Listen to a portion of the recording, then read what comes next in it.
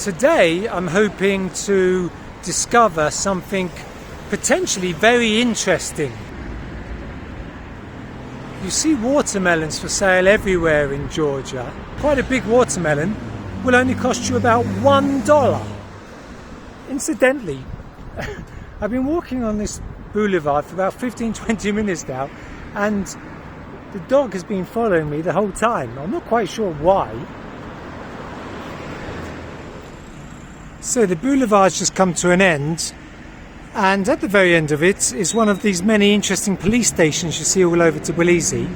They're always funny, interesting shapes, usually made of glass. Having walked the whole boulevard with me, our little friend's now looking a bit tired out, so he's stopping for a rest. This building looks like it was once a culture palace. I don't know exactly where this place is because it's not on Google Maps or Yandex Maps, and I can't find any information about it. I only read about it in a book from the 1970s. I guess it hurts his paws if he walks on the stones, because when he walks he makes sure he's always on the planks, you see. And if I stop, he stops. It's the most curious thing. All I did, I think, was say hello to him, that was all. And then since then he's been following me from where we started our journey about 50 minutes ago all the way over there somewhere. I might as well say a few words about the street dogs here, because I know I did a video of them in Kyrgyzstan. The street dogs in Tbilisi seem a lot healthier than street dogs in all other parts of the USSR. In Russia, maybe it's to do with the climate, they're very skinny and frail, whereas here, maybe in the warmer southern climes, they're quite fat almost and healthy looking. It's most unfortunate for this dog that it chose me as the person to follow, the person who's going on a 3-hour round trip. So I'm just stopping for a rest, not because I want or need a rest, but I've noticed that this poor dog that's following me, he's got a big fur coat on and it's a pretty warm day, and he only stops when I stop. Just up that road was a roadblock. 2 men came out with like some sort of gun, like proper the full works gun with the thing and the shoulder, and then I asked them if that was the place I thought it was, and they said yes, and it closed 20 years ago.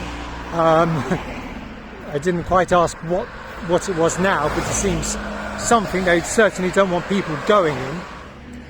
Oh well, at least I've seen a different part of the city that I wouldn't have seen otherwise.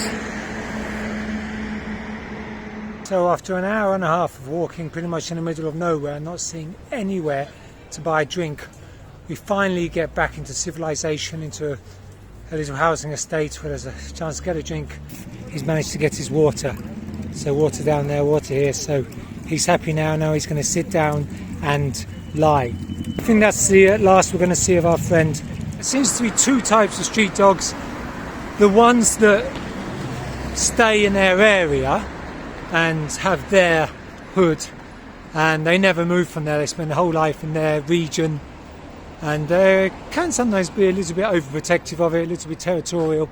And then you've got the other type of street dog who is just on the go the whole time, from place to place, wherever he lays his metaphorical hat, that's his home. And obviously our friend today was that kind of dog.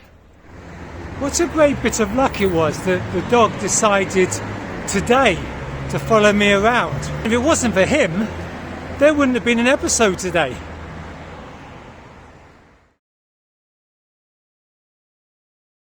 It was a youth complex built by the young communists themselves between 1976 and 78.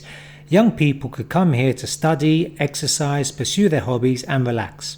The complex consisted of an auditorium, open-air theatre, 2 cafes, indoor swimming pool, tennis courts and a park with an artificial lake.